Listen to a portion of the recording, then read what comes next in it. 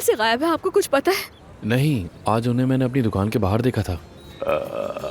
Nurse से कहो कि वो मुझे एक और तकिया ला दे और लड़कों से कह दो कि तहकीक करना बंद करे और पूछगछ करना भी छोड़ दे। तुमने मुझे कैसे ढूंढ लिया?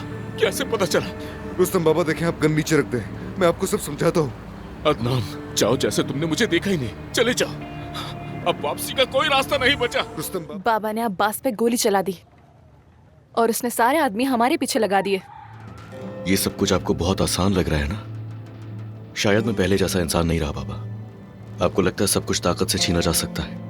लगता है मुझे वाकई बहुत चाहा जाता है। मुझे तो हैरत नहीं होगी अगर तुम मेरी कब्र पर रो पड़ो, लेकिन अगर गोली थोड़ा सा बाएं लगती तो सबके लिए बेहतर होता, बहुत बेहतर होता। माँ अपने बच्चे के लिए सब कुछ बर्दाश्त करती है।